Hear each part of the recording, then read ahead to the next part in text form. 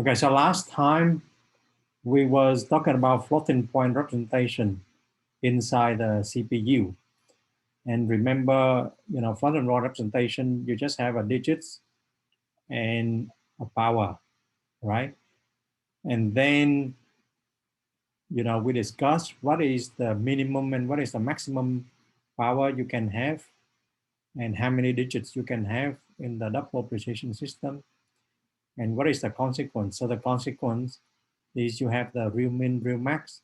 So this is the diagram how you store the floating point numbers inside a register. Okay, so the first bit here, and then for double precision, 11 bits here and 52 bits here for the significant. Yeah, and for that structure, then the consequence is we have the machine var epsilon, which is the gap between 1 and the next machine number. Okay, so what is 2 minus 52? What is about 2.2 10 to the minus 16? And then we were talking about like what disasters you could have if you don't pay attention to the overflow and underflow.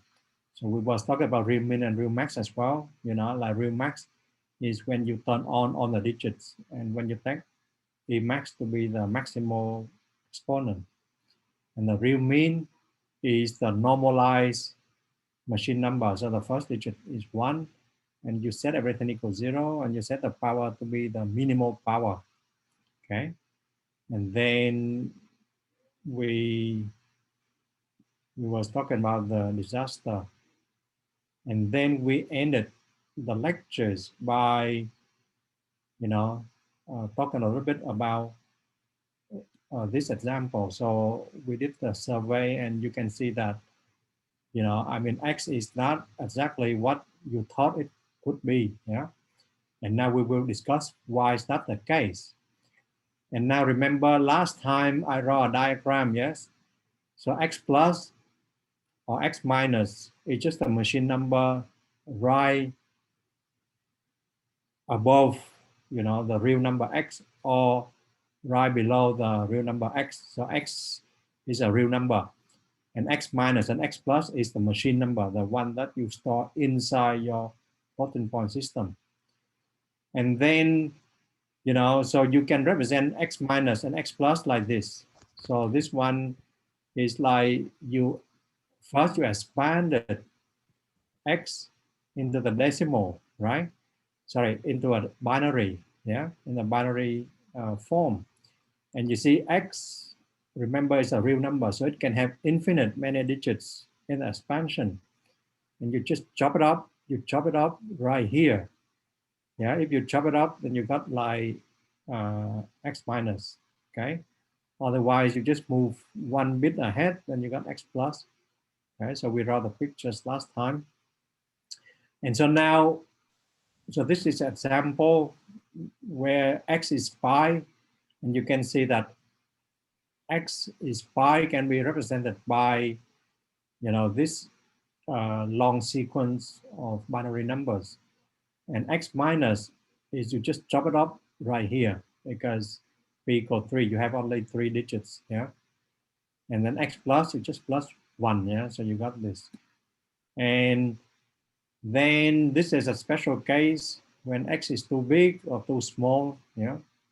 Okay, so now remember, so the rounding, so it means that, you store the rounding values of X only. So it could be X minus or X plus, okay? And there's many ways to choose.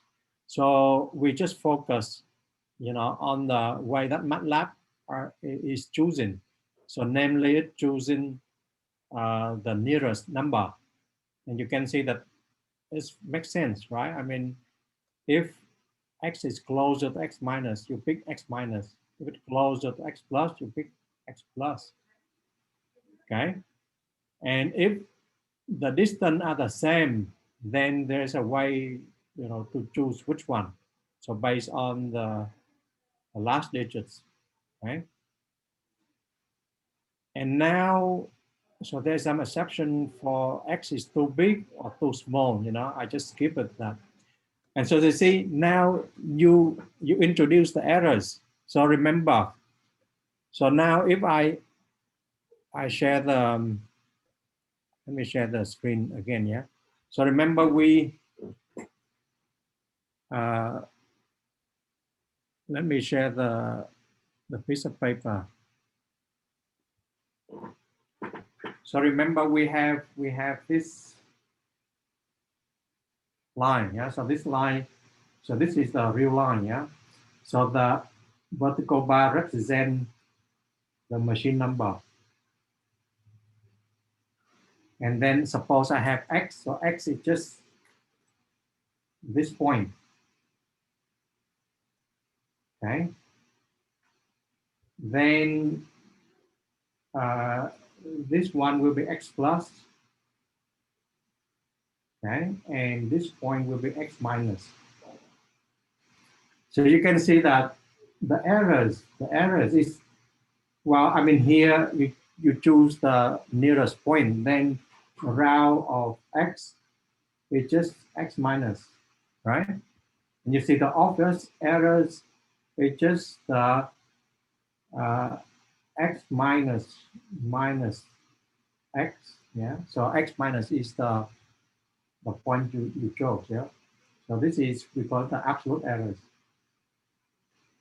So it's obvious. And the relative errors is you just take, so here is, I should say that round of X minus X, okay? And so this one we call it absolute errors. And then, you know, you can define relative errors when you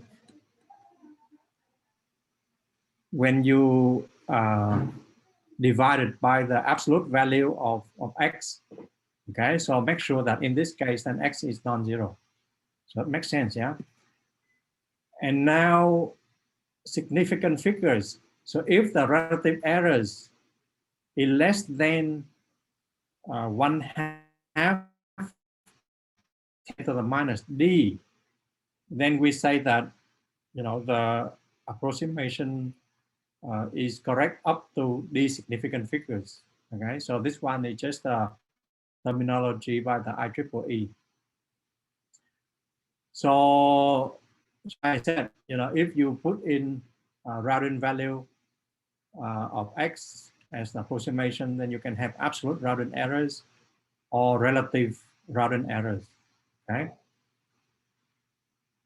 So now there is a consequence. So the consequence, so remember this one is the rounding to the nearest, yeah? If you have rounding to the nearest, then the rounding value of X minus X will be bounded above by this estimate. Yeah, so 1/2 machine by epsilon, absolute value of X. And you know, you can read the proof, the formal proof in the lecture notes, but let me share with you the pictures proof, you know, so why is that the case? So now let me share why.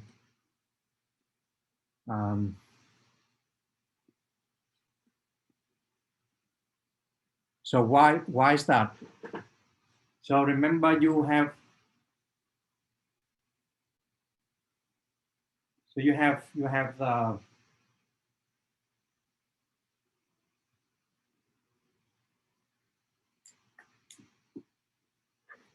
you have the line as before, right?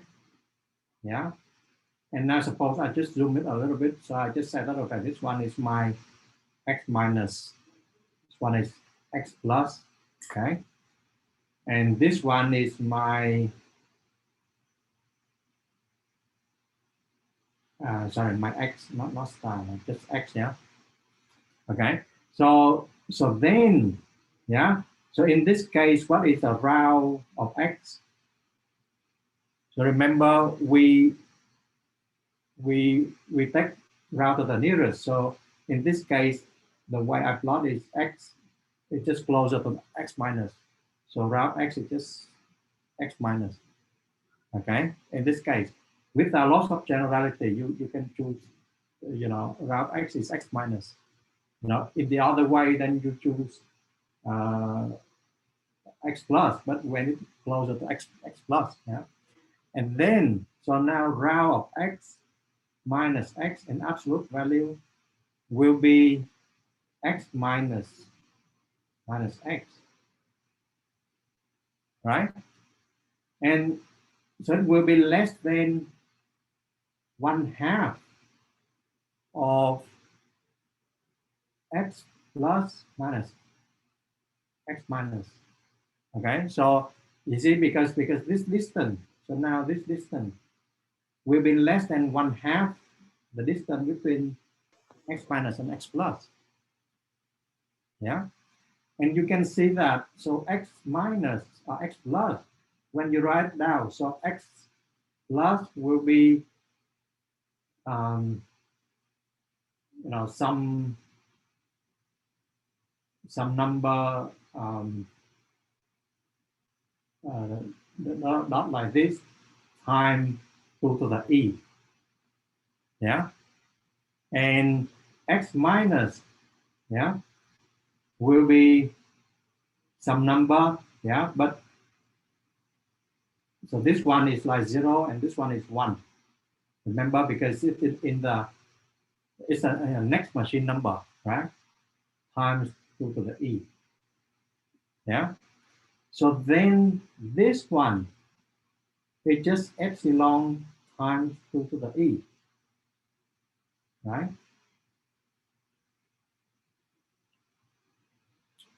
And then this one less than x, so to the e less than x, so you just have this one less than epsilon over 2 times x. Okay, so that is how I prove it, like by pictures.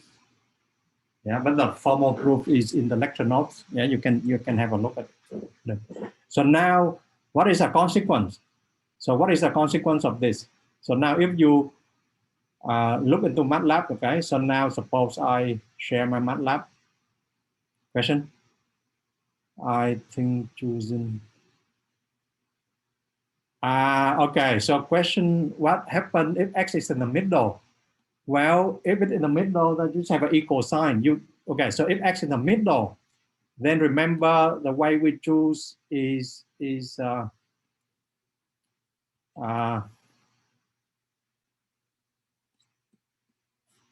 so if you look at this,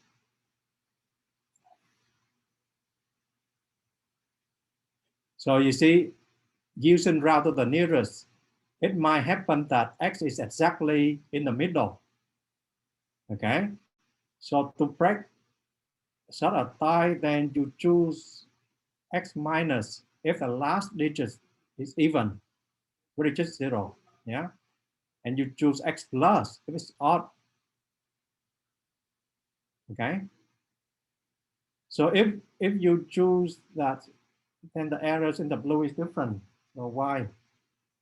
So what do you mean by the error in the blue?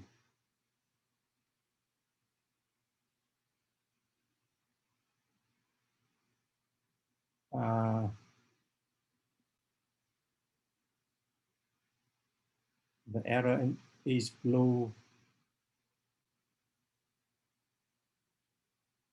Well, you see, choosing x minus or x plus depends on the way you choose it, and we choose the nearest point.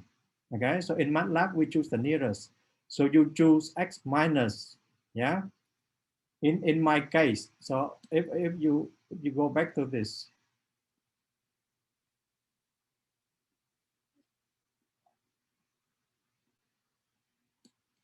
okay, so now, so because my x is closer to x minus, yeah, and because I choose the nearest point, so route of x has to be x minus, yeah. Remember, we choose route to the nearest.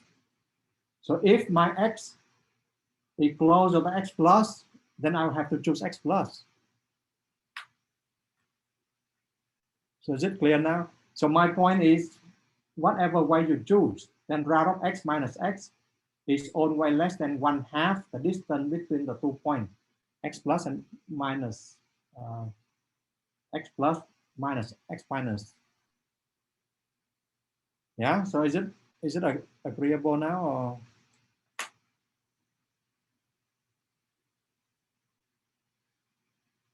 Okay, so if x in the middle, then I just have an equal sign here, right here. Okay, so that's why in my lemma I have an equal sign. Yeah, agree? So everything is okay now? Richie? Okay, so now what is the consequence? Okay, so now let me share with you MATLAB. Then you will see the consequence. So what? Let me share my MATLAB. Yeah.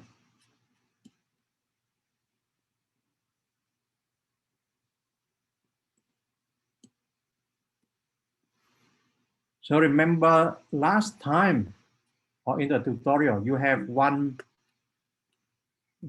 plus epsilon bigger than 1. Yeah. So remember epsilon is the gap between 1 and the next machine number. And you know the results. Yeah. Results of this one is 1. Yeah. Because 1 plus something small, but you know, is still positive, and it's still the minimal gap between 1 and the next machine number. So 1 plus epsilon bigger than 1 is correct. Yeah. But now what happened if I put, say, 8 plus epsilon? Is it bigger than 8 or not? Is it 1 or 0? Anyone has MATLAB with you?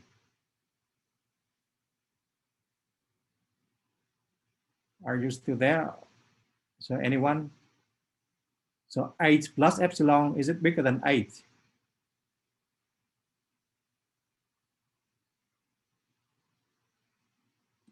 Anyone having MATLAB with you? I mean, 0. Yeah. And why is that? When you type in MATLAB, you say 0. Why is that? When I add on a small number, right? But positive, so it's a gap between 1 and the next machine number. But then it's still considered to be 0. So why is that? Well, I mean, it's just a consequence of what we just said before. You know, I mean, because a plus epsilon, you know, this one is considered to be 0 because it's less than epsilon times the absolute value of 8. Now, if I put in 8 times epsilon, well, maybe divided by 2, yeah, but slightly bigger, so maybe, okay, and if I put in greater than 8, this is equal 1, right? Because this number, okay, will be outside the, it will be bigger than 8, you know, because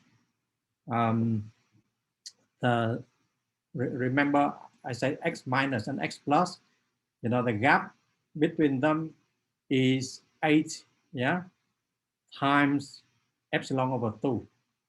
Okay, so you have to go based on the gap, so then it's bigger than 1. Okay, so that is a consequence of the lemma. So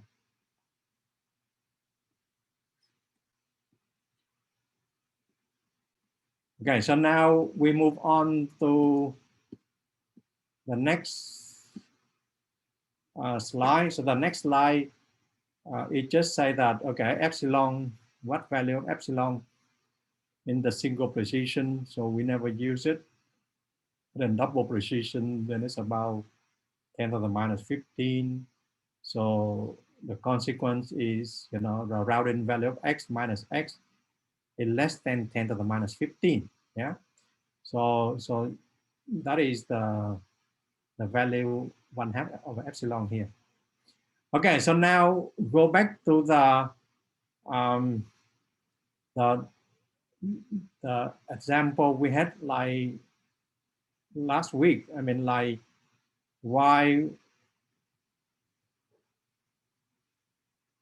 we have this phenomenon? Why we have this phenomenon? Why when you take, you know, like two numbers like this and you minus each other, and they're not exactly what you see. Okay, so now it can be explained because now if you look into the plus minus operation, actually, I mean, it's not dealing with your exact value, but it's dealing with the rounded values. Okay, so when you take x plus y, then actually, you know, the values will be the rounded value of x plus y. Yeah, so into the machine numbers. So that's why, you know, I introduced the O plus here.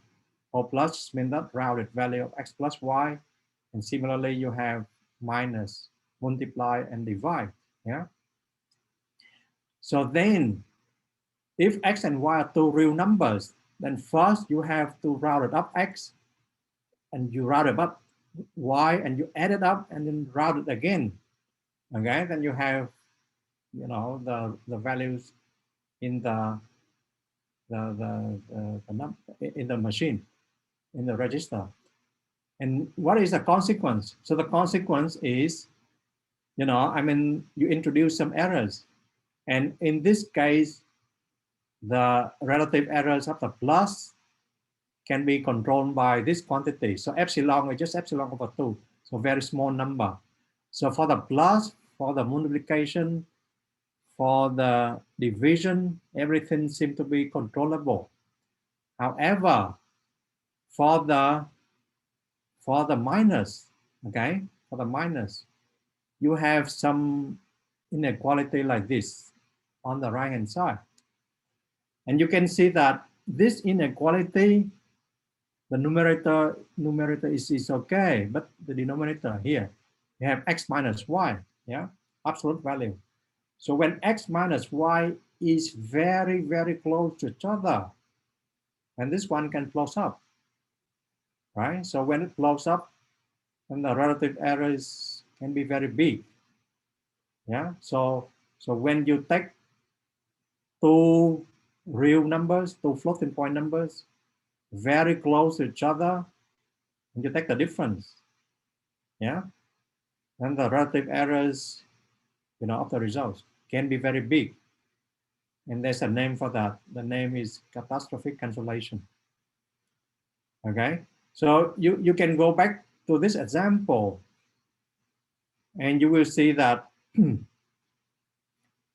the two numbers are very close to each other. So, you know, the two numbers is of order 10 to the minus 10. I mean, suppose this one is x and this one is y. Yeah, suppose the first is x and the second is y. Then the difference are very close to each other, 10 to the minus 10. So when you flip it up, so then, you know, the upper bound can be multiplied by 10 to the 10th. Okay, so then it could be very, very big. Yeah.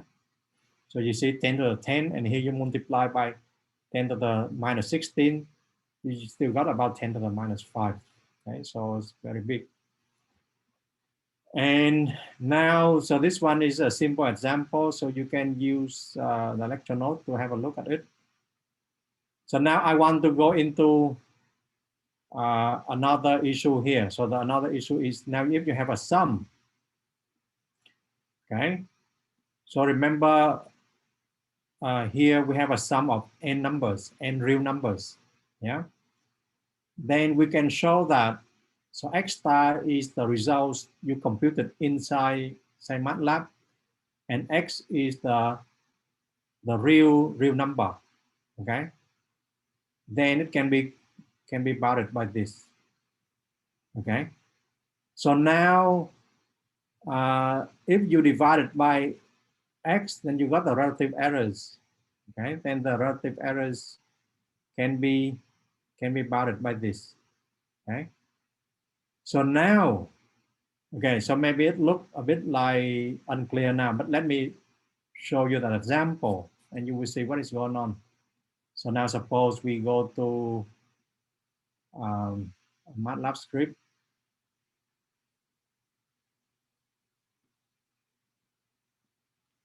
So this one, this script I put in Moodle already, yeah. So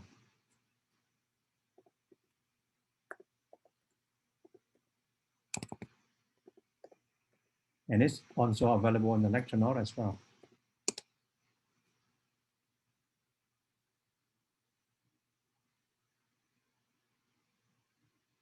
Okay, so let me share with you the whole screen so you can see it.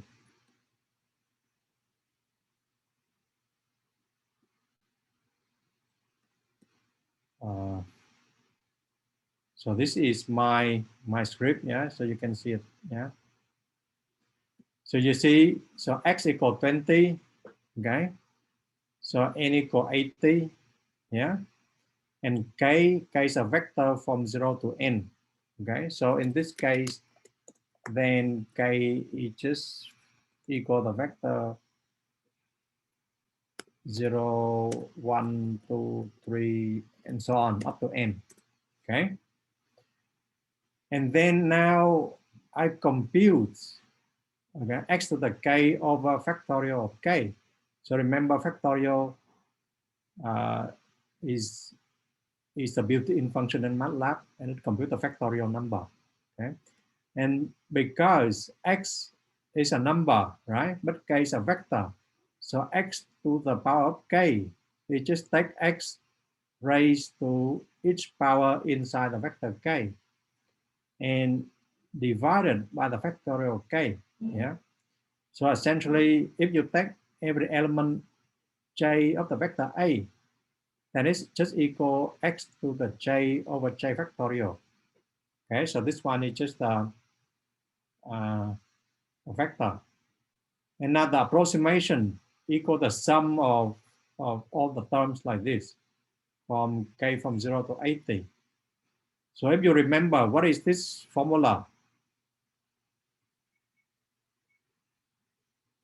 So what is this formula?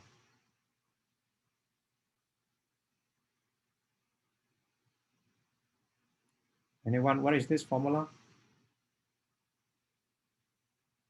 Taylor series, yeah, exactly. So it's a Taylor series of x to the k, yeah. Oh, sorry, it's Taylor series of e to the x. Okay, so e to the x is the Taylor series is just equal to sum of x k to the k, yeah. And now, okay, maybe let me put x is minus 20 plus, yeah. Now let me run it. So now the exact value will be e to the x, okay. So relative errors is just the absolute value approximation. So approximation is just the sum of finite 80 terms in the Taylor series, okay, and divided by exact. And this is the upper bound from the theorem. Okay, so now let's run it. So if you run it, then you will see that the relative errors is 1.0. The relative errors is 1.0. So is it a big or a small number? So relative errors is 1.02. Is it big or small?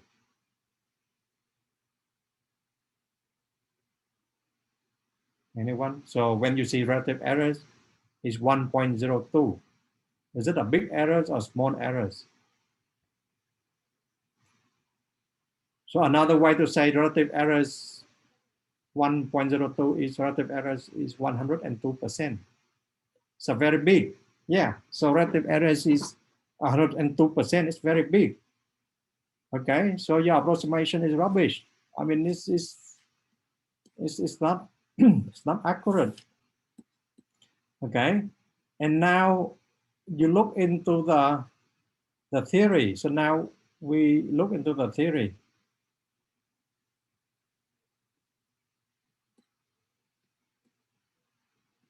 So look back to the theory. So what is going on? Okay, so the upper bound, okay, so the relative errors is like this. Yeah. And now what is going on here? So in our case, so now let me try to figure out what happened in our case. Yeah, so now if I share my piece of paper.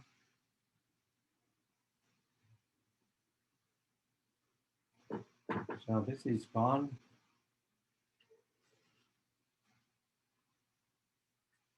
So now what is the theory again? So the theory say that the upper bound is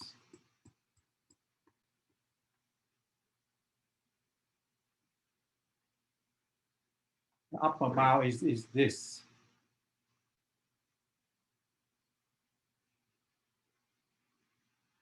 So well, I suppose the upper bound is correct, yeah.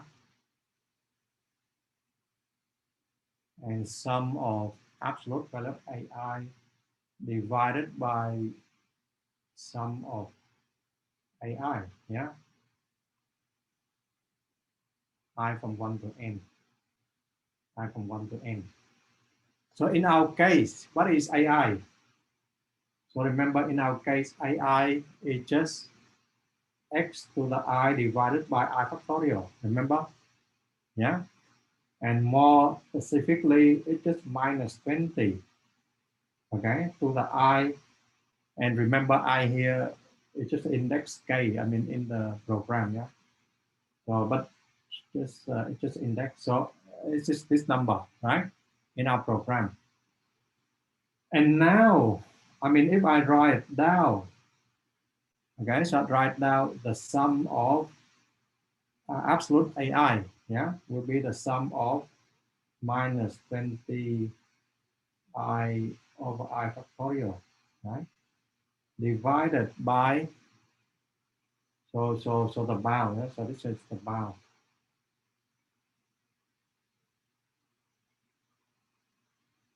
Okay, so I just write down about again, but with the specific AI I put in. Okay, so there is n epsilon. So n epsilon is very small, right? You have, you know, like 80 multiplied by 10 to the minus 16. So it's a very small number. And now I put in sum of minus 20 pi over pi factorial. Okay. And now, because the absolute value, so the minus 20 become a plus 20, right? Because the absolute value. So I will have something like this. So 20 I over I factorial. And this one stay the same.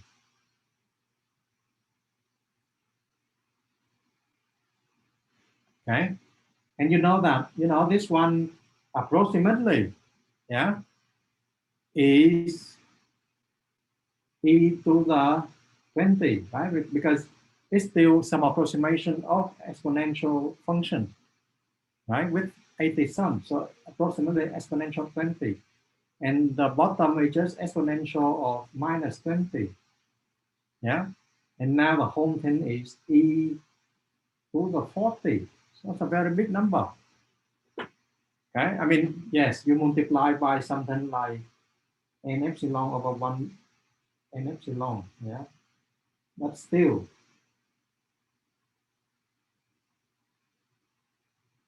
a big number, right? Exponential of 40 is still a big number, yeah. And that's why the error is so big. The relative error is so big, yeah. So how do we fix the problem? So how do we fix the problem in this case? So how do we fix the problem?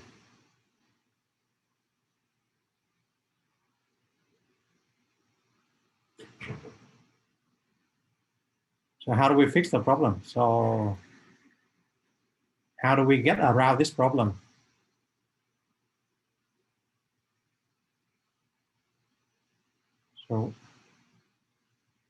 So what is the culprit here? What is What caused the bow become so big here? Anyone? So you haven't read my lecture notes yet? Because I provided the answer there. So nobody read anything. Anyone? Well, you can read it now and tell me the answer. So how do I fix this problem? So I give you one more motivation. So this is the one of the past exam paper. Okay.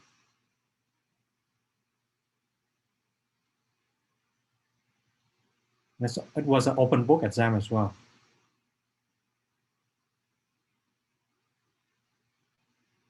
So how do we fix the problem? Anyone?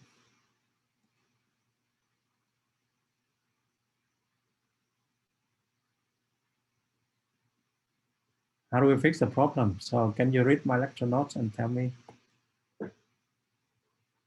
Are you still there? Yes, compute 1 over S20. So the culprit is, so you've read the lecture notes, yeah? Okay, or you just come up with a solution. Either way, it's still good. So you are still awake, okay? So the culprit is minus 20 here, yeah? And you don't want that to happen. And if a plus 20, then everything is okay, because if a plus 20, then, you know, it can sort of be 1, yeah?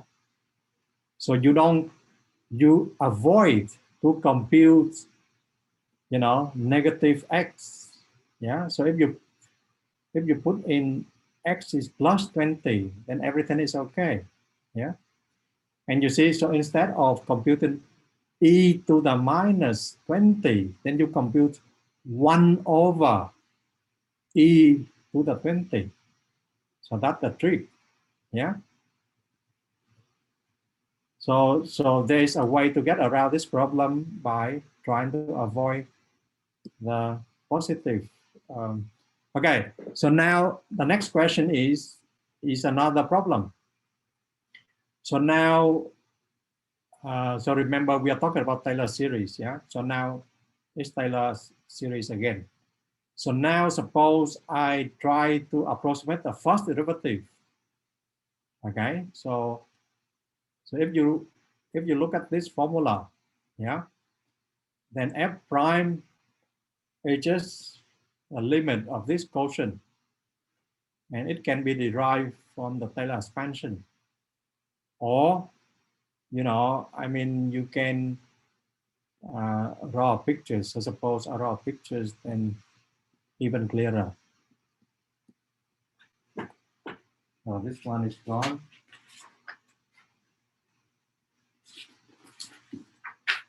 So you can see that, you know, suppose I draw a figure of a function f. Okay, so this is a, and this is a plus h. Okay, and then the tangent line here at the point A, okay, is, you know, I mean, suppose you draw a secant line like this. And if the secant line approach the tangent line, then you see that the slope of the secant line approach the derivative. And the slope of the tangent line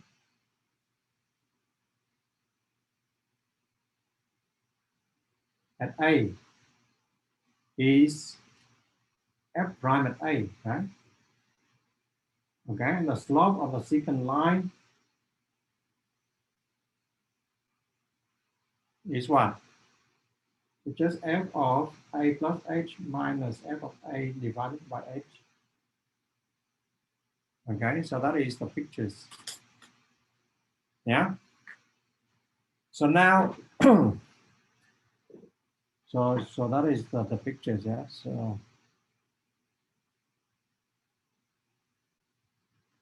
okay. So now we go back to the slide. Yeah. We want to approximate the derivative by this approximate the first derivative by this quotient. Okay, and now I'm going to write a script. So I just let f of x equal e to the x, yeah, and I let h to be a very small number, so 1 over 2 to the n. Okay, and I fix a equal 1, yeah, and now I compute the quotient.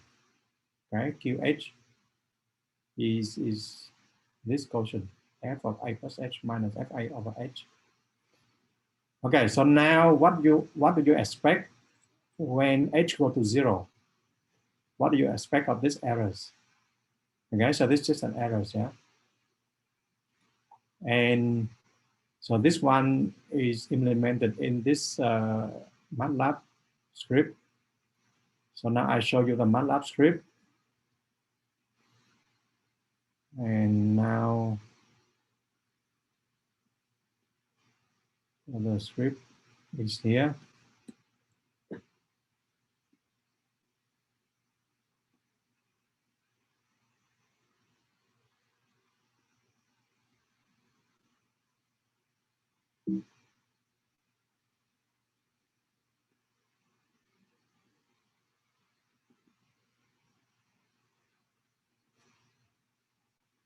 So you see the script here.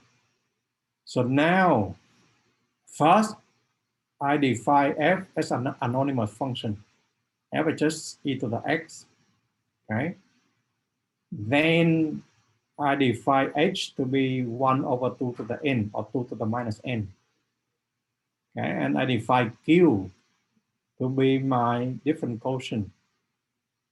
And then I just define the errors. So errors to be the difference between the quotient minus expectation.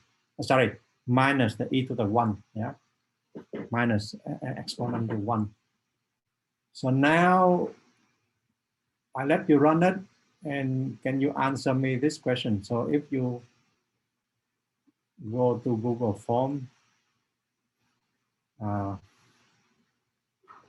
so if you go to Moodle, yeah, so there is there's a link, so I can share with you. So the Moodle form will make you awake. So, sorry, the Google form. So the Google form will make you awake. So if you go to interactive document and you go to different quotient, and you will see there's a Google form here. So I let you run the script, or you can answer by, looking at the correct value. It's up to you, but I want to see the results. So, okay, so I have 2 responses.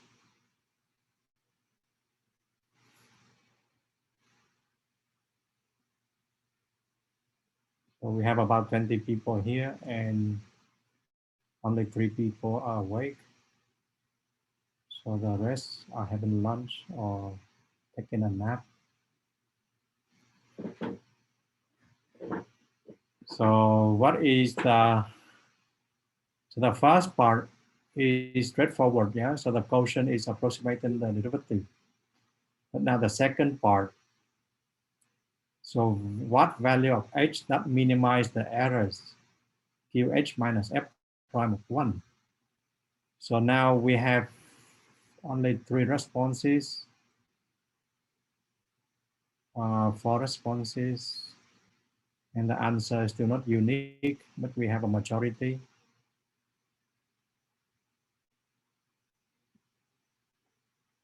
Five responses. Or number 1, I thought that we have a majority. Number 1, I mean, so the quotient is approximating f prime of 1 or f prime of x.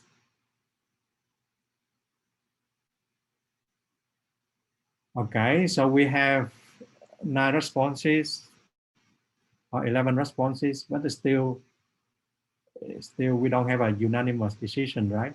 So, but anyway, so now I can explain, well, the derivative f prime at 1 is the correct answer, yeah, because here you fix x at 1, yeah, and you plus a little bit h and minus f of 1. So this is the tangent line, sorry, the slope of the secant line at 1, yeah. So then it will approach when f prime at 1, okay, so we have a majority. But now for the next one, so you see, I mean, we can run the program and you can see that, so if I run the program, yeah, so we have 11 people still awake. So let me run the program with you.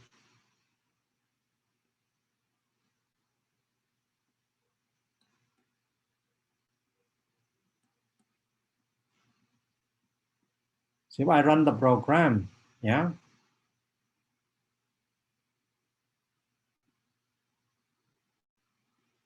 so I hit the button run.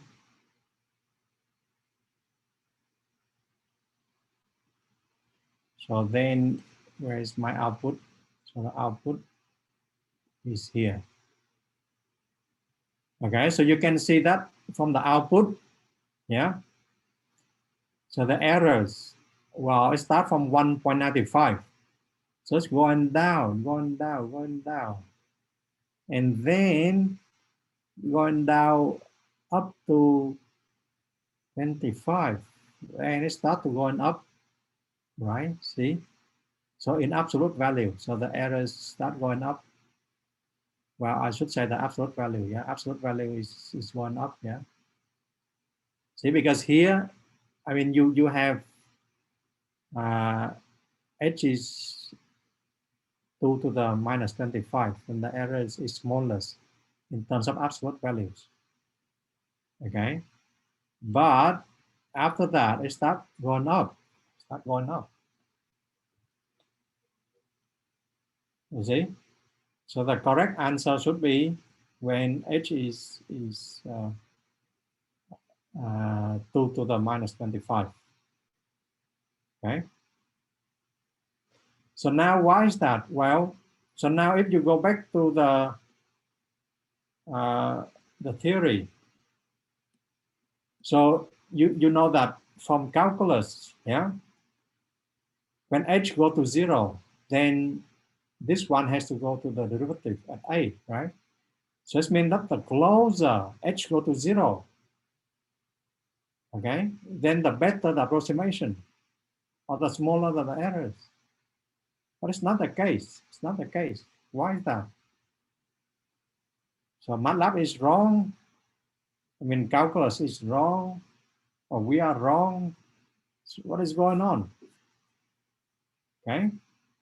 And so the only way to explain it is, you know, I mean, now we have to look at the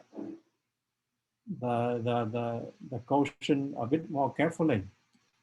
Okay, so let me just give you a rough idea, and then you can read the details in the lecture notes, yeah, because I don't want to spend a lot of time on these technical details, but I can show you in general why that is the case. So, so now, so remember, remember we have to compute the quotient. So we have to compute the quotient QH is f of, you know, a plus h minus f of a divided by h. Yeah. And in our case, then you have a equal 1, f is e to the x. And, you know, I mean, h is 2 to the minus e. Yeah. So that's a special case. But in general case, this is what you are trying to compute. But remember, inside the computer, what you have is not exactly f, but you have f star. So f star is a rounded value of f. Yeah. And then remember, so f star x is a rounded value of f. Yeah. So it will be, the errors between the approximation. So this is the approximate value. Yeah. So star for the approximation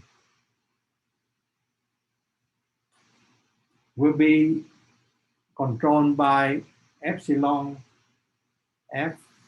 Okay, so remember the lemma. Yeah, so in the lemma we have epsilon over 2, but now I just make a bit more generous, just epsilon. Okay, so that is the f of x. Yeah? So that is the first estimate. And then remember, we don't have q, but we have q star inside the machine. Yeah, so we have q star. Yeah, so q star of h minus q. Okay, and so this one, I mean, if you substitute into this formula, then it will be f star of a plus h minus f star a divided by h minus f of a plus h minus f of a divided by h. Okay, so that will, I just expand the definition. So I just expand the definition. Okay. And now by simple algebra, I just rearrange. 1 over h is a positive number. I can take it out here. And then I have f star a plus h minus f of a plus h. I just distribute the term, right? Plus f star a minus f of a. Or the other way around, yeah? So f of a minus f star, f of a minus f star of a, yeah? So this one should be f star, yeah? Because the minus here, so this one is nothing, there's nothing here. Okay, and then you just use triangle inequality. So triangle inequality, then will be less than 1 over h f star a plus h minus f a plus h. So the whole thing is 1 over h. Yeah? So f of a minus f star of a. Yeah. So far so good. Yeah. And now you see, remember our estimate up here.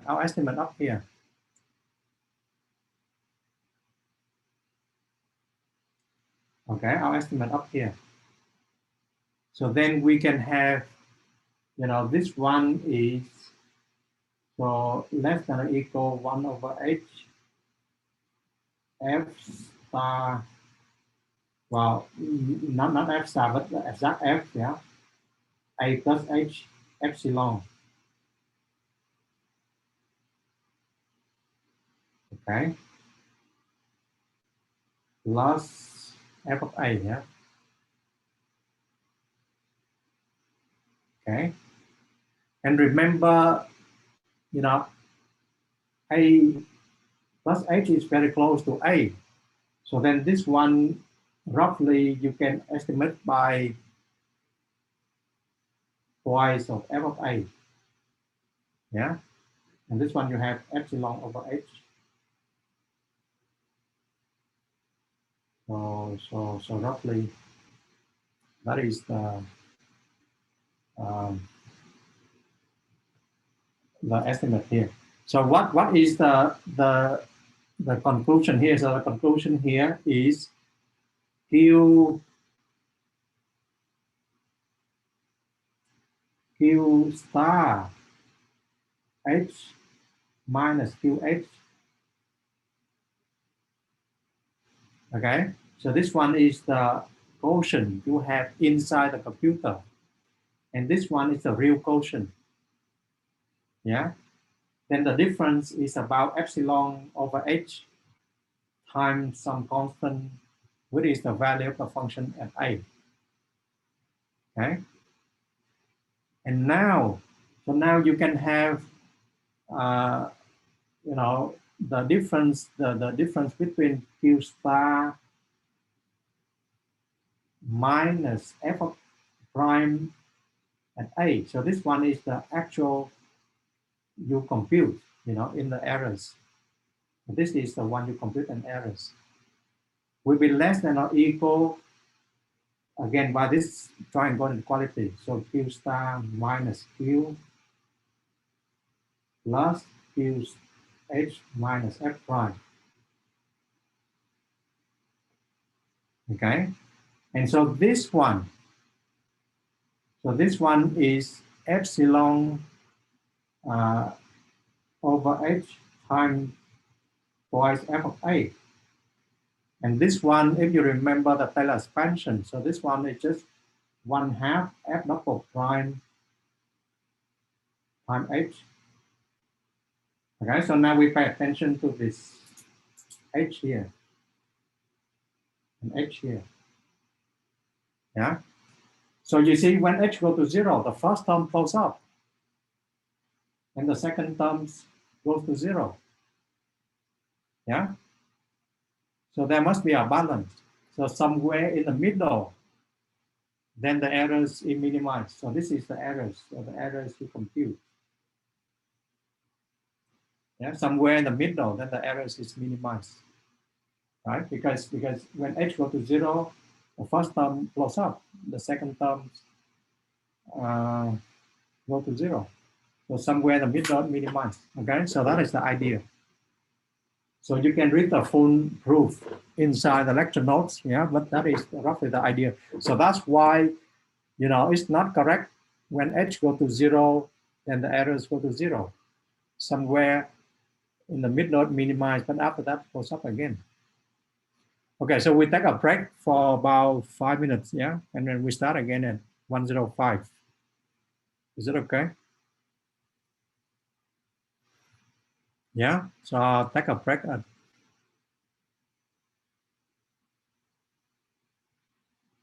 So any question?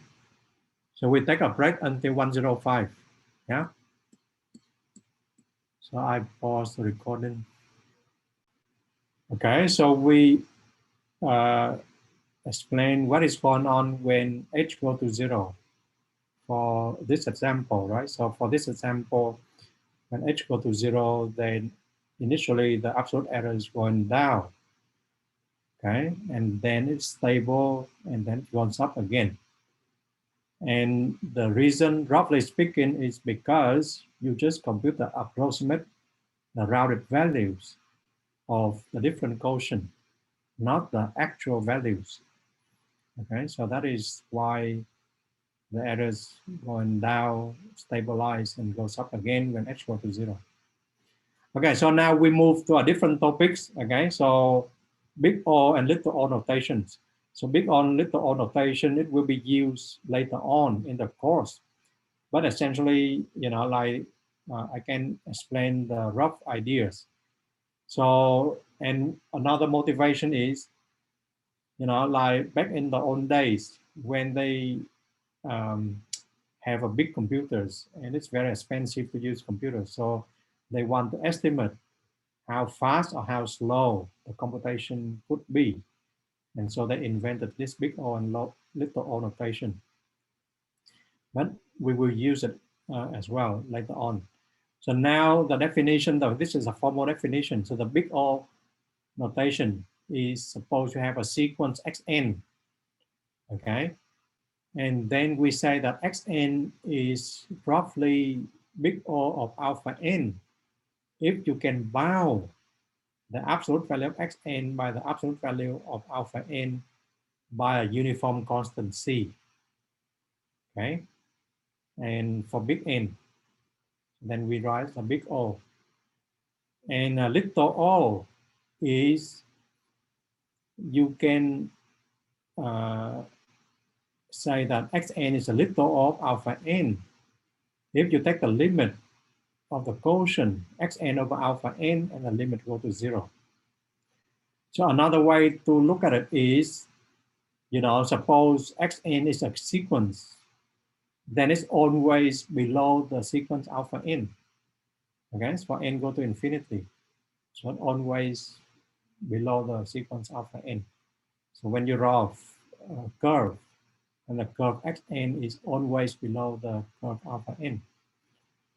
Okay, and for the little o, so xn over alpha n is 0. Another way is xn is always lower than alpha n, then when n go to infinity. So now some concrete example. So suppose I have n over 1 over n squared, and my claim is that is a big O 1 over n. So why is that? So let me take out a piece of paper and I can show you why that is the case. So please ask if you are unclear about any point. Yeah. So just stop me any time when you want me to explain a bit more, because otherwise you just watch the video. So, and watching the video is very easy to fall asleep, especially math videos. So big O. So now go back to the example.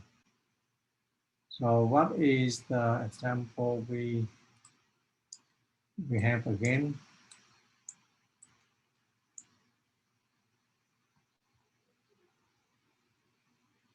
Yeah, so the example is we have n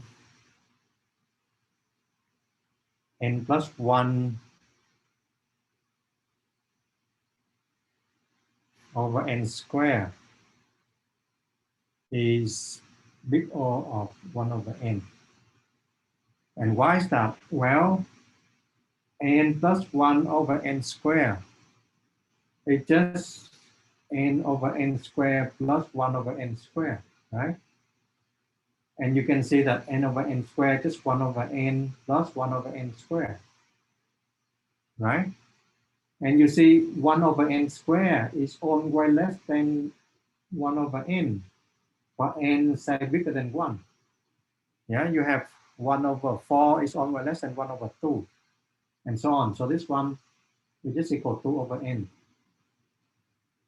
So you show that, this sequence, n plus 1 over n squared, is always less than 2 times 1 over n.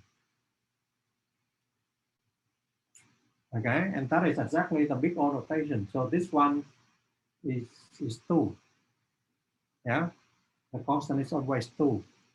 And this is the sequence xn.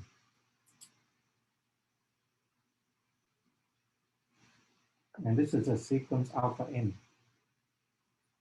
Okay, so in some sense, xn is always bounded above by a constant uniform, independent from n times the sequence alpha n. Okay, and then what is the next example? So the next example is 5 over n. So the next example is 5 over n plus e to the minus n is all 1 over n. Okay, so you have 5 over n plus e over minus n is always less than 6 over n, right? Because e to the minus n is always less than 1 over n. Okay, so e to the minus x is less than 1 over x. Okay, and so then for n bigger than 1, yeah, and so this sequence is again, so this one is xn, okay, and this one is alpha n. Okay, and now for the little o notation. So little o notation, then, you know, so suppose I have 1 over n log n is little o of 1 over n. Okay, so by definition, you just take 1 over n log n and you divide it by 1 over n. So you divide it by 1 over n, you multiply by n, right? So that's 1 over log n. And when you take the limit, so this limit go to 0 as n go to infinity. Okay, so remember the definition just say that when you take the xn divided by alpha n, then the limit should go to 0. Okay, so 1 over n log n is equal to O of 1 over n. Okay, and so on and so forth. So you can try another example as well. So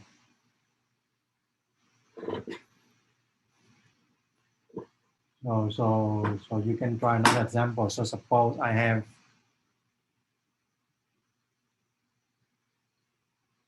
maybe even a similar example. So this example is used quite a lot. So suppose I have 2 thirds n cubed plus n squared plus 1.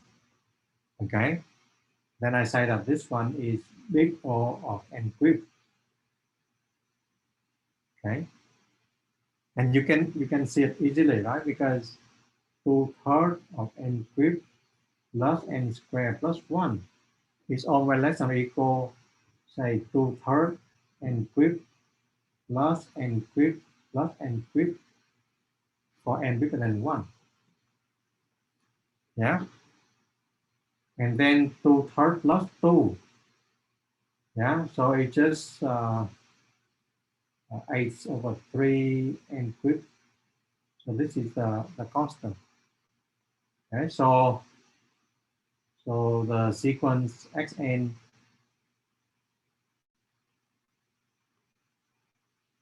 is just big O of n cubed.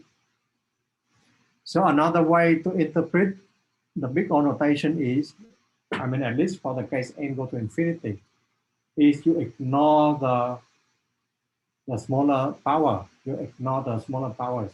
You ignore the constants. And you say, what is a significant term? Yeah. So in this case, a significant term is just n cubed. Okay. And question? So is the big O notation used to represent time complexity? Exactly. So that's why I'm going to use it in chapter 3 and chapter 4. Yeah. So but we just introduce it now. Yeah. But exactly it represents time complexity of the algorithm. So if you study algorithms, then it's exactly the case. Okay. So any other questions? Okay, so far so good, right?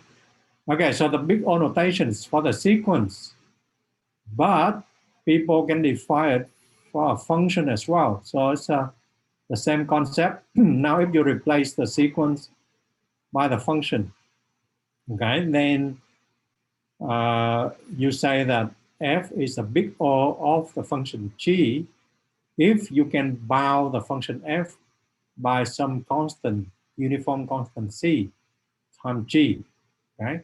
So in this case, x can go to infinity or x can go to x star, okay? So go to 0, for example, go to 1, for example, okay? So very general. And a small O notation, similarly, if you take the limit, when the quotient of two functions, when you take x go to x star, so it can go to infinity, can go to 0, can go to little a, and if it's 0, then you say that it's a small o notation, a small o of g. Okay. And now some example. So suppose I have x squared plus 1, take the square root, and I claim that it's just O of x. So now let me share the piece of paper. Why is that the case? So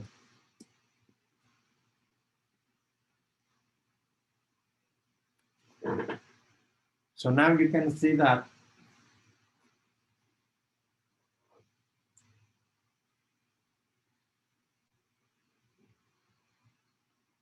so the claim is x squared plus 1, take the square root. It's just big O of x. But now here we have to pay attention, x go to infinity. Okay. And as you can see that x squared plus 1, take the square root, yeah, is less than or equal x squared plus x squared, right?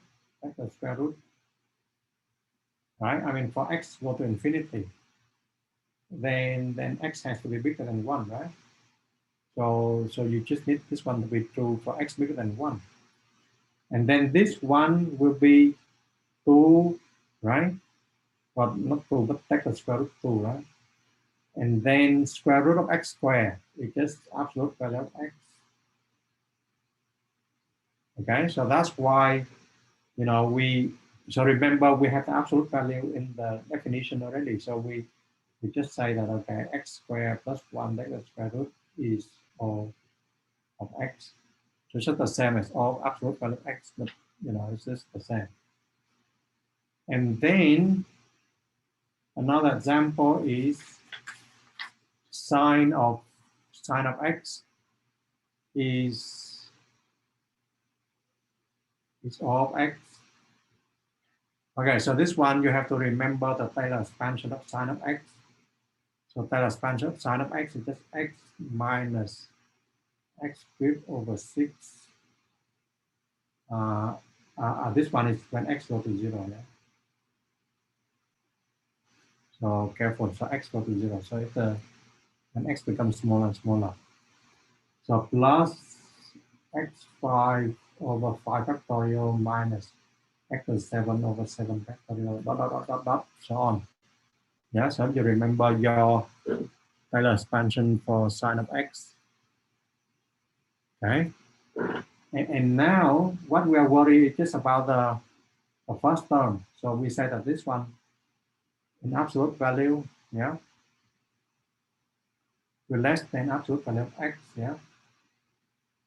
And remember, for x go to 0, like the more you raise the power, then the more you make it smaller, right? So this one is like minus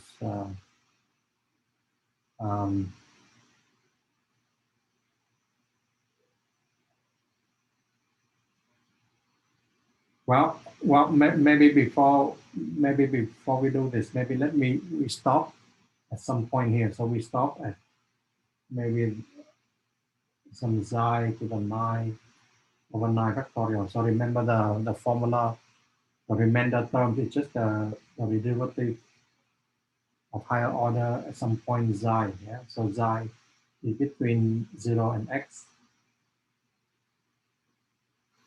Okay, and so now you can see that those terms are very small. Yeah, that will be less than say, well, we can say less than x. Yeah, that doesn't matter. So just less than x, because you raise the power still smaller and smaller than and x so gets smaller and smaller.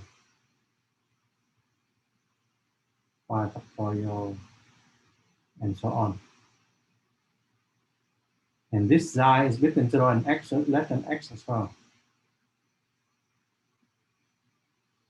Okay, so essentially this one is just some absolute value of x times some constant. So the constant is here. So I'm not going to compute it as explicit constant, but I know that's just a constant.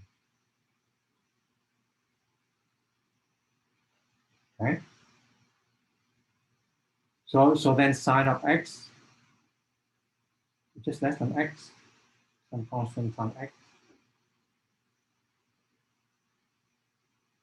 And that is what we want, yeah.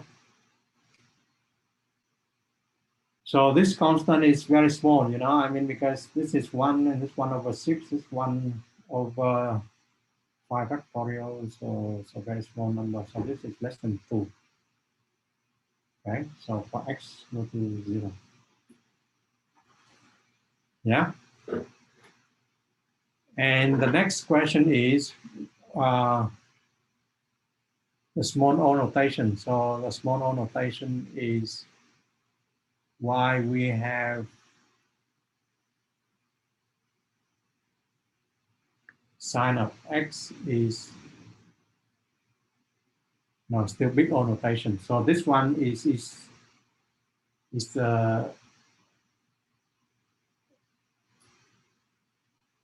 one is related to the previous question. So this one sine of x is x minus x cubed over 6 plus or x5. Okay. So another way to interpret this formula is, you know, I mean, if you expand sine of x into expansion, and the first two terms are those two terms, and the remaining terms are just order all to the x to the 5. Okay.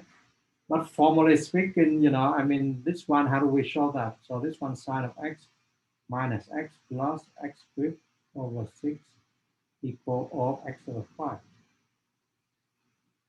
Okay, so this is equivalent. So we have to show this number is less than or equal some constant x to the 5.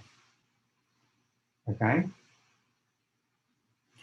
And remember, we can use Taylor expansion as well, you know, like before. So we have sine of x. So the Taylor expansion sine of x is just equal. So we say that it equal x minus x cubed over 6 x5 over 5 factorial minus some size xi 7 factorial. So xi is between 0 and x. So this one is just a Taylor formula, okay? And then you see, so sine of x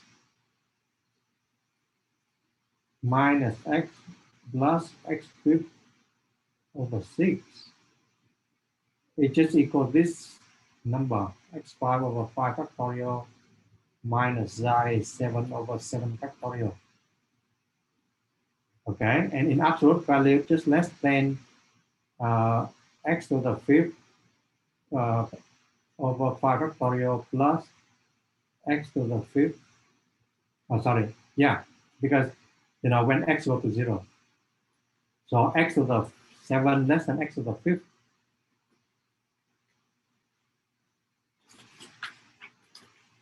Okay, and this is some constant from x to the 5th. And that's what we want. So we want this function is just less than or equal some constant times x to the 5th. Okay, so any question, any questions? So that's how we show that how we show that sine x minus x plus x cubed over 6 is just equal or x to the 5th power.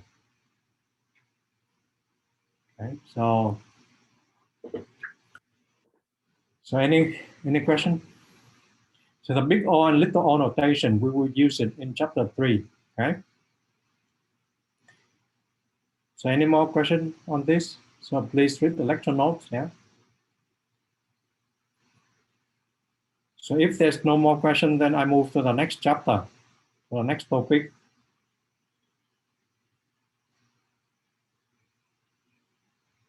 Any more question? No question, yeah. Okay, so I move to the next topic, yeah. So let me stop this. And then I will share the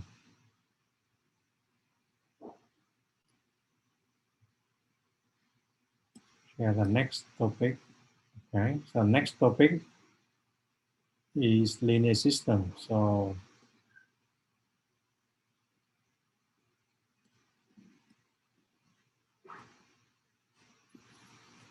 okay, so the next topic is about linear systems.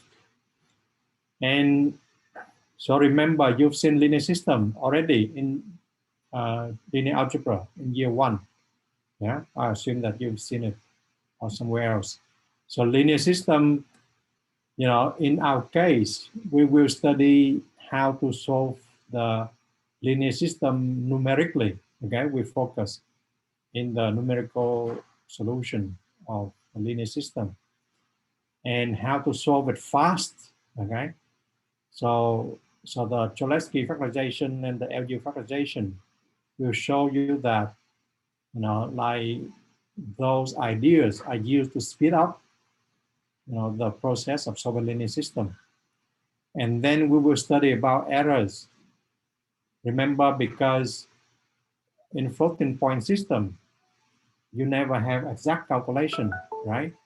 So what you have is just some rounded values. So you saw it. So rounded values, what's stored inside the computers. And then, you know, so there's some consequence. Okay, so then we have to somehow have to quantify the errors. So that is the first topic. And after that, we will study matrix factorization, how to improve the process solving the linear system. Okay, so that is the overview of the chapter.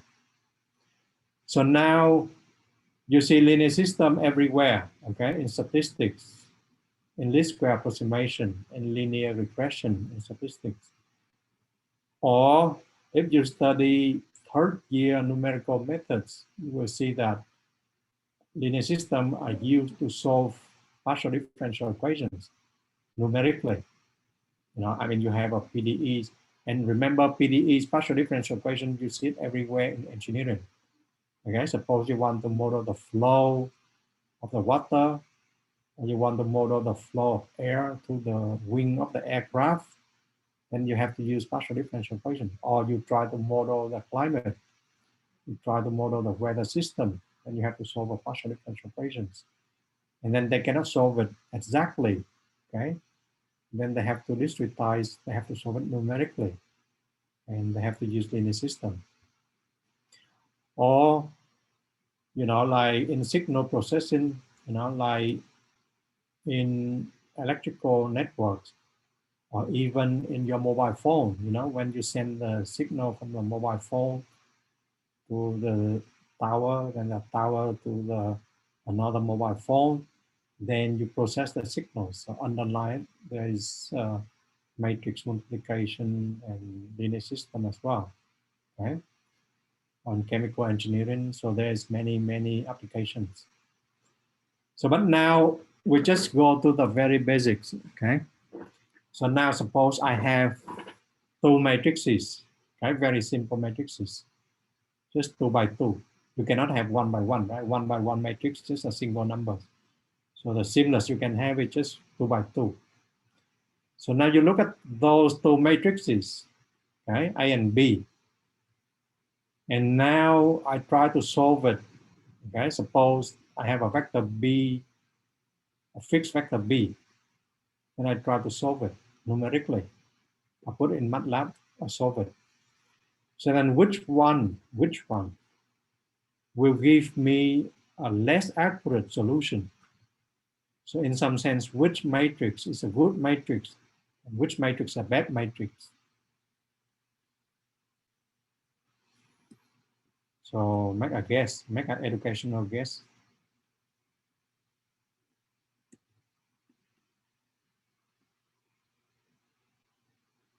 B, okay, and why? Yeah, B is a bad matrix. Sorry, B is a bad matrix or good matrix? So you say B, but what is B? B good or bad?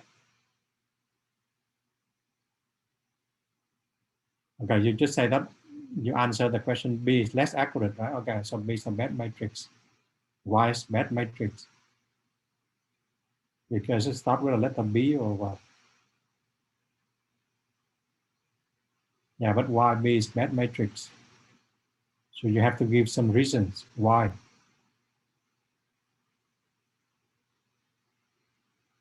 Because B start with B, so that's why it's bad. Or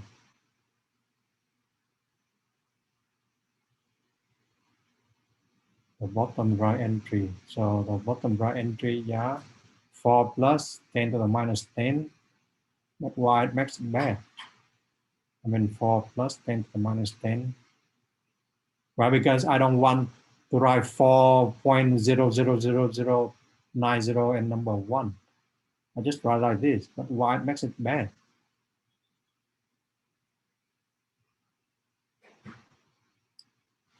You have to have a more convincing reason why it's bad.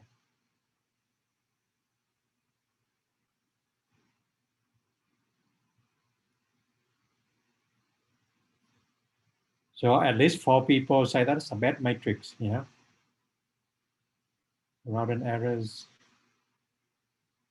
Well, 10 to the minus 10 is not like 10 to the minus 16. So remember, epsilon is 10 to the minus 16. Yeah. So this one is still a really big number. Okay. 10 to the minus 10 is still, so rounded errors. So anyway, so there is some, but now we just make a guess. Okay. So there's no way to tell which one is a good matrix, which is a bad matrix convincingly. Okay. We just make some ideas, some judgment, good or bad, but you don't say precisely why it's the case. Okay. So we need more devices. We need more tools. We need more tools. We need more means to justify some more criteria to justify what is a good, what is a bad matrices. Okay, so we need a theory. Okay, so that's why you have to be patient with the theory. So now let me introduce some theory first before we go back to this question. Yeah. So now first I introduce the norms of a vector. So you see this before already, maybe in your linear algebra in first year. Okay, so the norm is a way to quantify, a vector by a number, by a real number. Okay, so the norm just take a vector in Rn and then give you a number. Okay, and then it has to satisfy those 3 properties. Should be greater or equal 0, and if it's a 0 vector, then the norm has to be equal 0, and vice versa. And if I multiply a scalar to a vector, then somehow the scalar can be pulled out, in computer the norm. So you've seen this one before, yeah, and it should satisfy the triangle inequality. So if you draw a triangle, vector v, vector w, then this one is the third edge of the triangle. So the length should less than the length of the sum of the 2 other sides of the triangle. And maybe you've seen this as well. So the p norm of a vector is given by this formula. So you raise to the p norm of every entries, you sum it up, and you raise to the power 1 over p. Okay. So what happened if p equal infinity? Well, p equal infinity, then this one is just a maximal of absolute value. Okay. So you can prove that if you define the p norm like this, then it satisfies the property in the previous slides. Yeah. But now let we skip that. So now suppose there's a vector v equal 3, -1, and 4. Then how do you compute the norm when p equal 1, equal 2, or equal infinity? So you can put in the formula, right? So suppose p equal 1, yeah, and it's the absolute value of the values of. So let me compute this case. Yeah. So let me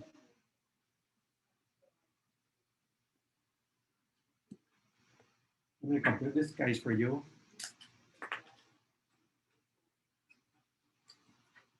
So suppose you have a vector v, and the vector v just equal 3, 1. I forgot. So 3, 1, 4. So 3 minus 1, 4. Yeah. 3 minus 1, 4. So you can see that the one norm is just equal absolute value of 3 plus absolute value of -1 plus absolute value of 4. That gives you 3, 1 is 4, 8. Okay. And what is the V norm in the in the infinity norm? So just the max of absolute of 3, absolute of -1, absolute value of 4. That gives you 4.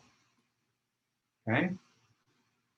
And what is the two norm? So the two norm is by the formula, you just take the square of each elements, and then you take the sum, take the square root. Okay. So then this one gives you 9, 1, 16. So we have about square root 26. I just leave it like this, but you can plug into the calculator. Okay. So that is what we have for the norm of the vectors. And so now we can have some interpretation. So if you have the two norm, okay, then this one is just the length of the vectors. So another name is just Euclidean norm. Yeah. And the one norm is also called the Manhattan distance. Well, because if you've been to New York, you will see that in the middle of Manhattan, on the street are like a chessboard, parallel, perpendicular, parallel, perpendicular. And if you want to go from A to B, okay, then you have to go, like a staircase like this. Yeah, so then it makes sense to measure the distance by, suppose you're a taxi driver, you measure the distance by the distance you travel on the street rather than the direct distance, you see. So this one, if you fly from A to B, then you have the two norm. If you have the taxi, then you have the L1 norm. Okay, so the taxi gives you the L1 norm. Okay, yeah. So that is the interpretation of a norm. So in MATLAB, you can type in norm, the vector x, then p can be 1, 2, infinity, and compute a norm for you. Now, what I want to do is now go back to the matrix we saw in the beginning, right? So now you have, suppose B is 1, 2. So it's a vector 1, 2. And B1 is a vector B plus some noises. Okay, so suppose you measure it and it has some noise. You see the noise is very small compared with the original one. 1% noise. So this one plus 1% and minus 1%. And now, so can you use MATLAB and compute the relative errors? Yeah. Okay, so these are relative errors of the approximation, like with noise, yeah, for the matrix A and for the matrix B. And tell me which one is bigger. Okay, so this one go to Google Form. So I think I have a Google Form for this. So at least now you have some criteria, right? So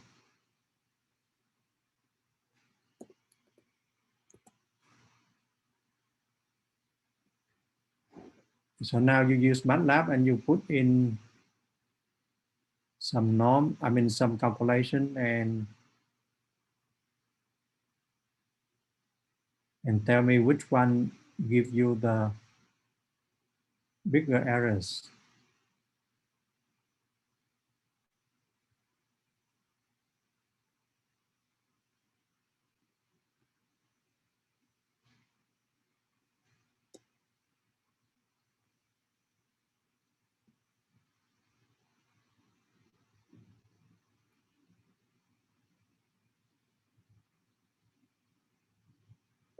Okay, so now if you go to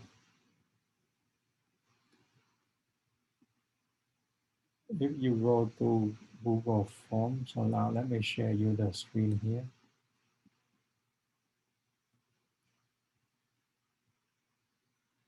So you see good, bad matrices, yeah? Click on this one.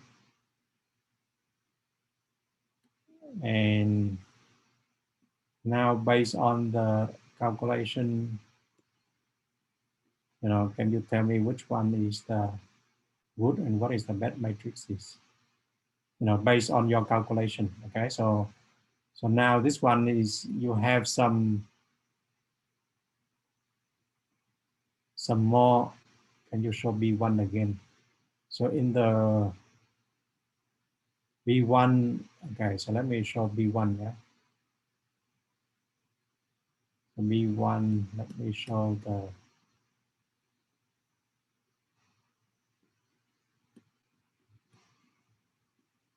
maybe let me type in the chat box as well, right? So B1, so B is the vector 1, 2, right? So you type in MATLAB like this. And B1 is not a capital, but a small letters. Is B plus 0.01 minus 0.01. Okay. And so A is just 1, 2, 3, 4. So you type in MATLAB.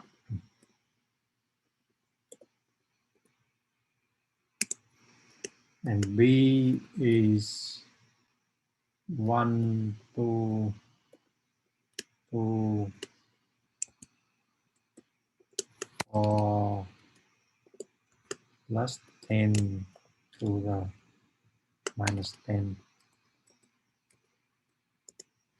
Okay. And you see now you just compute X is A backslash B. So remember we used this operation before. So just use backslash to compute the solution of linear system AX equals B. And now you add the noise, then you have X1, which is a solution of A backslash B1. Okay, so now, so this one measure the relative errors. So these are relative errors when you add some noise into the vector X, okay, for the matrix A. Sorry, you add some noise into the vector B for the matrix A. And this one, you add some noise to the vector B for the matrix B and see which error is bigger and the errors, what errors is smaller. Okay, so then you see, because we just studied the norm, the concept of norm, and you can use it to quantify, what is a good and what is a bad matrix. And we study relative errors as well. Okay, so we put it in and we can check. Okay, so let me check, like, what is the results for the Google form.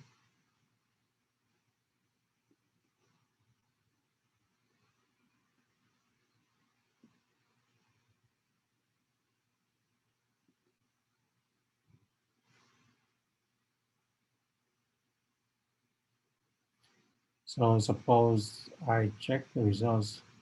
So I have 4 responses. And so I can show you the response. So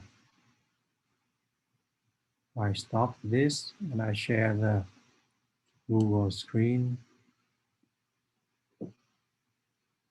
So if you look at the Google screen, sorry, should we, I thought that I have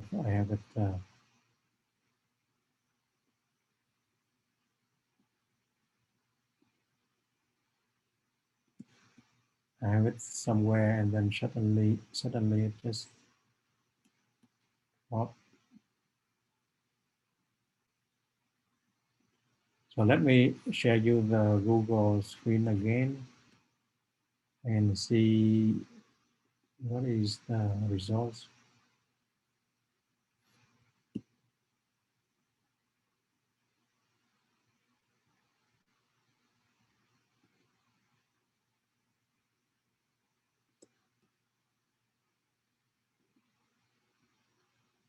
So we have interesting results here. So I can share it with you.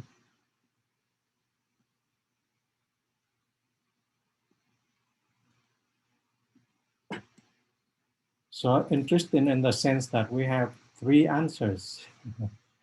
We have A, we have B, and we have not enough information. Well, I just show you the norms already, and you just compute the relative errors. So we have enough information. Okay, but we have a majority. So the matrix B, okay, is less accurate, and I can show you, by MATLAB. So now let me put into MATLAB, yeah, and very clear if you put in MATLAB. So let me share you the screen of my MATLAB windows. Yeah. So remember, we have A is 1, 2, 3, 4, right? And B is 1, 2, 2, 4 plus 1 is 10, A minus 10. Yeah. So then you have B is 1, 2, right? And you have B1 is 1, sorry, B1, sorry, is B plus 0.01, so it's like 1%. So 1% of noise, and this is B1, right? And then you have relative errors 1 is, well, maybe we have to define X1, yeah? So we have to define X is A backslash B, and X1 is A backslash B1, and then Y is A backslash, sorry, B backslash B, and Y1 is B backslash B1. Okay, so relative errors 1 will be norm. Okay, so we use the norm, the command we just used, yeah? So X minus X1, okay, divided by norm of what? Of X, yeah? So 7%, right? And relative errors 2 is norm of Y minus Y1 over norm of Y. See? So you can see that, I mean, this one is very clear. the errors in matrix 1 is only 7%, and in matrix 2, relative errors is 10 to the 8th. So the matrix B give a less accurate information. So you can see that just give you the tools, here is the norm, then you should be answer to answer correctly, precisely, why the matrix B is a bad matrix, less accurate matrix. We don't make a random guess here. We just do it very precisely, very scientifically. Yeah, so we say that, okay, we add some noise, then the matrix B somehow magnify the noise, dramatically compared with the matrix B. So, sorry, compared with the matrix A. Okay. So any question for that? So otherwise, I stop the recording here and you can ask other questions. Stop recording.